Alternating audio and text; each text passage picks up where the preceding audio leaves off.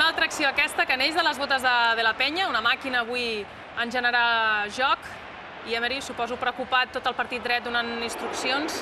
Aquesta era una centrada d'aquestes estranyes, xut de Nené que buscava Temudo, el capità, que tampoc ha tingut sort avui amb el gol.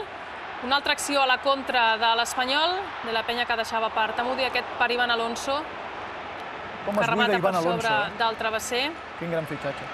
Que veiem l'acció repetida en aquesta jugada, i és el contracop quan bàsicament l'Espanyol ha pogut portar més perill a la porteria del València. Aquesta ocasió, per exemple, les acaballes de la primera part. Ivan Alonso buscava Temudo, però la passada era massa llarga.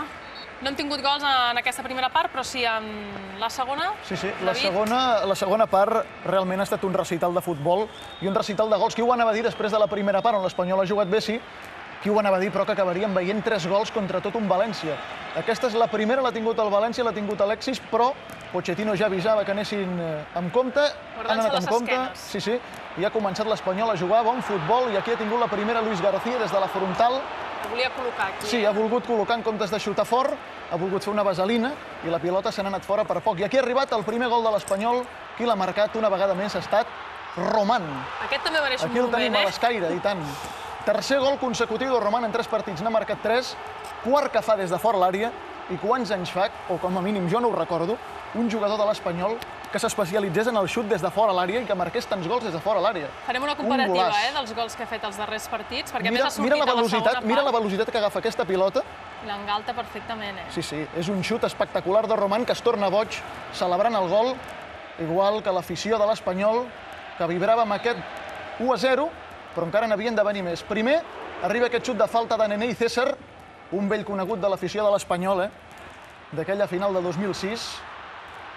En aquesta ocasió ha atrapat bé la pilota, també endevinar la trajectòria del xut de Luis García, en 2 temps atura César, ha continuat atacant l'Espanyol, en aquest cas és Temudo, que avui també ha estat a prop de marcar el seu gol, no ho ha aconseguit, César ha tornat a rebutjar la pilota, però com estem veient era un recital de futbol de l'Espanyol, i aquí arriba un golàs.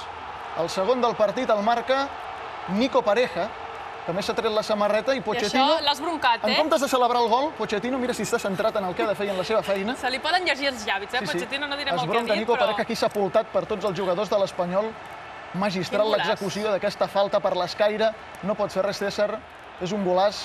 Més ocasions de l'Espanyol, aquesta per Callejón. Avui tots l'han tingut, Callejón, que ha entrat a la segona part, també ha tingut el gol a les seves botes. Substituint Temudo. César ha tornat a rebutjar, ara és Nené, ajustat al pal dret de la porteria defensada per César, i aquí arriba el penal, que ha acabat significant el 3-0, que sempre queda més maco. La setmana passada, si ho recordes, Rufeta també va ser objecte d'un penal, que finalment l'àrbitre no va xiular, no va tenir transcendència pel resultat, però mira, avui l'han xiulat. L'empenta de Pablo sobre Rufeta i el xut de Nené, amb tota la calma del món, guanyaven ja 2-0. No passava res si es fallava, per tant el xut és amb molta calma. Home, no passava res, no passava res. No passava res, si el falles, ja has guanyat. El pogués haver llançat també Luis García, no? I marca el 3-0, i gran alegria perquè justament ha estat marcar el 3-0, i el senyor Clos Gómez ha pitat al final del partit. Mira quin detall, Kameni. És una imatge molt tendra, aquesta, parlant amb els reculls pilotes que... Sí, sí. Magnífica tarda de futbol a Montjuïc que ha servit per certificar una cosa, que l'Espanyol escapa de les posicions de descens i que a més ho fa molt bé. Doncs mirem aquesta classificació perquè l'Espanyol està en 14a posició amb aquests 38 punts, 4 per sobre del descens que el marca en aquests moments l'Sporting, empatat per a punts amb el Getafe. I el millor de tot, saps què és? Que la setmana vinent hi ha un Getafe-Osasuna, que això vol dir que tots dos no guanyaran.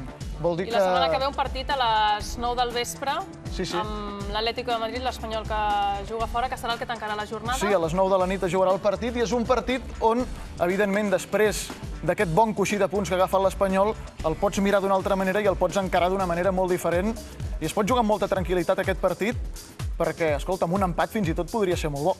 Home, avui també donàvem per bo un 0-0, potser amb el València, perquè era un rival d'entitat.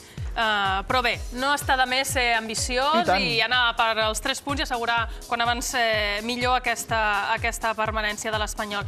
Hem de parlar avui també d'un altre èxit, l'èxit de l'Espanyol B, que avui s'ha proclamat campió de Lliga després del partit que ha jugat a Sant Adrià amb el Sant Boià. Hi ha hagut un empat, però amb aquest puntet l'Espanyol ha tingut prou per guanyar aquest partit i per proclamar-se campió d'aquest grup 5è de la tercera divisió.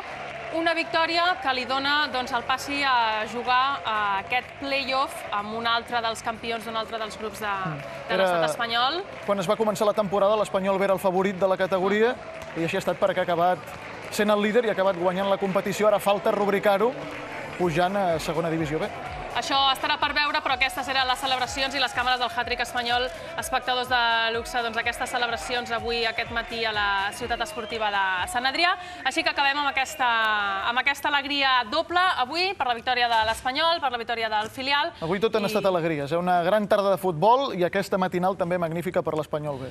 Doncs aquí ho deixem, els tornarem a veure la setmana que ve amb aquest partit de l'Espanyol que juga a les 9 del vespre, així que nosaltres estarem uns minuts abans de les 11 de la nit, diumenge de la setmana que ve. Gràcies una vegada més per ser a l'altre costat i molt bona nit. Que vagi bé. Junts, amb la força d'un sentiment. Junts, l'equip agrada i l'afició sempre estan junts. El cor dels 11 jugadors.